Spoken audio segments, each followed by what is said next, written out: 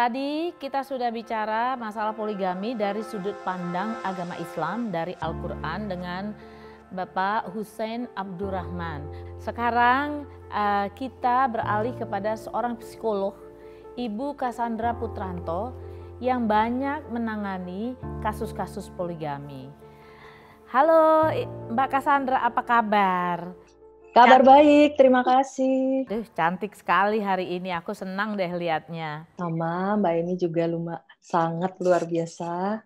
Aku mau nanya nih Mbak Cassandra, apa betul ada sih perempuan yang bahagia di madu? Ya aku kok nggak percaya ya.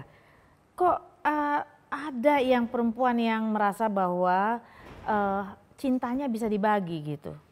Ya, kembali lagi kalau ditanya ada, saya yakin pasti ada. Ya, pasti ada.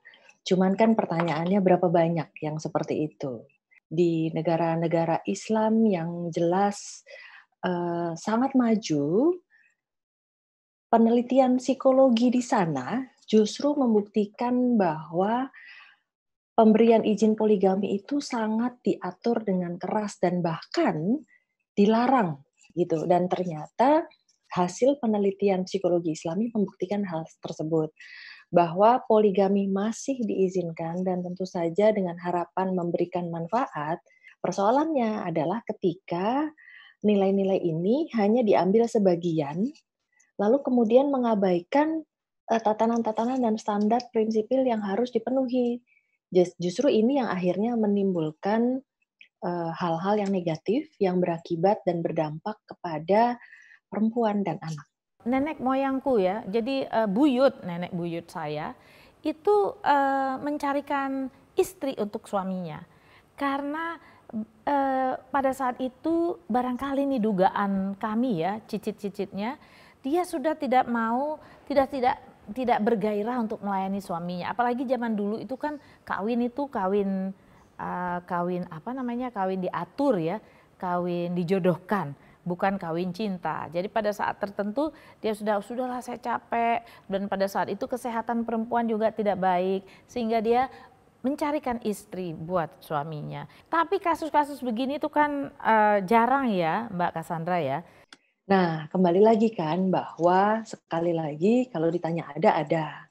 Tetapi tentu saja harus menuruti atau mengikuti standar prosedur yang berlaku. Yang jelas standar-standar yang harus dipenuhi itu sebagaimana dari ilmu-ilmu yang kita lihat dari psikologi Islami gitu ya. Yang pertama adalah bahwa tentu saja tujuannya.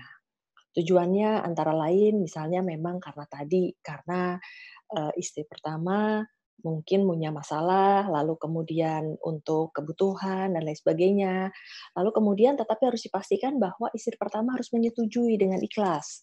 Ya, bukan dengan paksaan, bukan dengan manipulasi kognitif. Nah, ini yang paling sering terjadi adalah ketika secara kognitif dimanipulasi bahwa untuk supaya menjadi seorang muslimah yang baik harus tunduk, padahal sebenarnya tidak ikhlas misalnya. Nah, masalahnya ikhlas ini adalah satu kunci utama atau prasyarat utama. Kemudian yang kedua harus adil. Nah, keadilan ini pun juga harus betul-betul sesuai dengan standar yang berlaku, bukan sesuai standar salah satu pihak saja. Adil menurut siapa? Menurut sang suami, menurut sang istri pertama, tapi harus betul-betul sesuai dengan standar yang berlaku. Lalu kemudian juga dari sisi keadilan ini kan juga dari sisi waktu, bukan hanya soal materi saja, tetapi waktu bagaimana sang ayah harus tetap punya waktu yang seimbang untuk semuanya gitu. Nah, persoalan yang sering terjadi adalah ketika satu, ternyata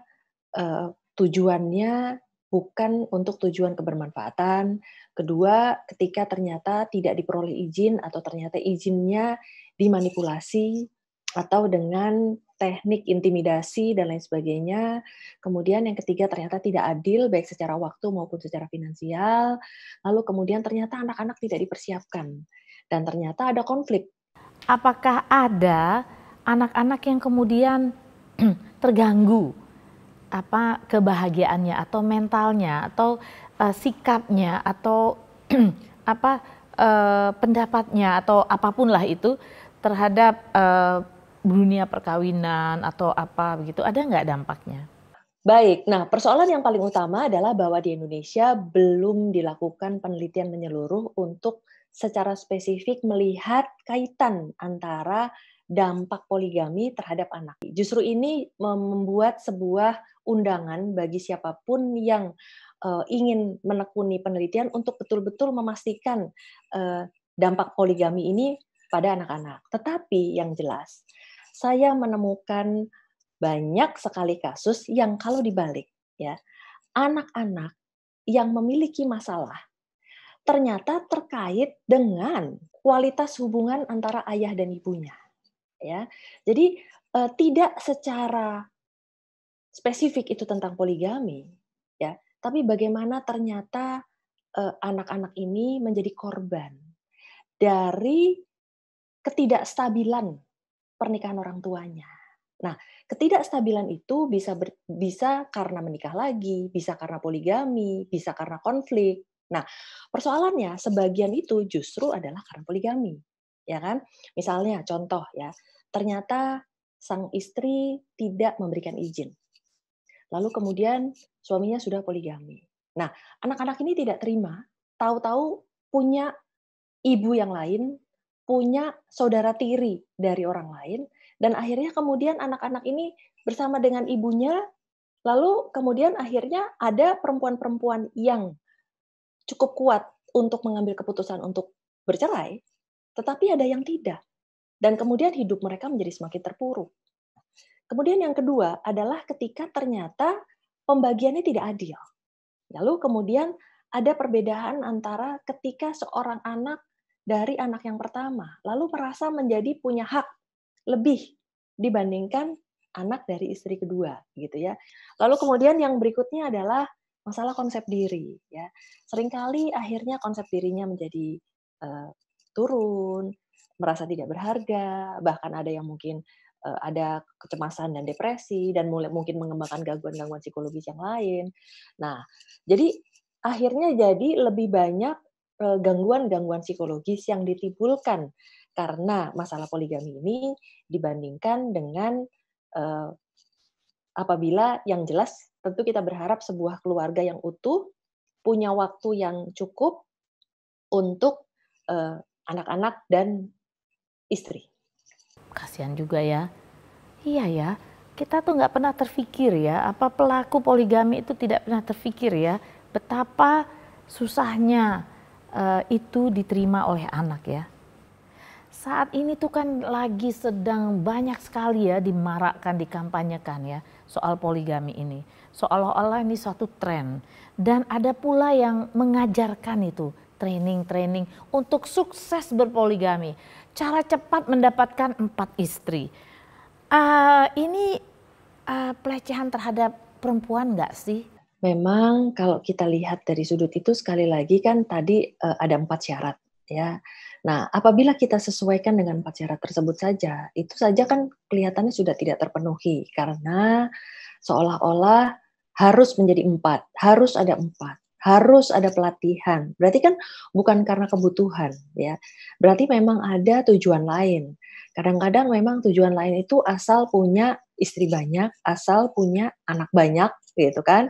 Bahkan kemudian apalagi ternyata dibuatkan sebuah situasi yang memanipulasi itu tadi. Akhirnya memang mohon izin, akhirnya menjadi sebuah praktek kekerasan terhadap perempuan secara terselubung. Apalagi ternyata calon-calon eh, ta'aruf perempuannya ini adalah anak-anak yang masih di bawah umur. Ya kan? Nah, ini tentu saja menjadi sebuah praktek kekerasan terhadap perempuan yang dibalut dengan dalih agama, ya. Tapi kok tampaknya ya nggak ada upaya bagi dari pemerintah ya untuk mencegah ini, menghambat ini. Padahal sebenarnya undang-undang kita kan melarang poligami ya. Baik, pada dasarnya sebenarnya ini sekali lagi kalau dari sisi psikologi forensik, kita bicara dari sisi perilaku yang juga terkait dengan undang-undang. Nah, dari sisi undang-undang sebenarnya itu kita masih ada sebuah undang-undang yang mengharuskan untuk hanya memiliki istri satu. ya kan?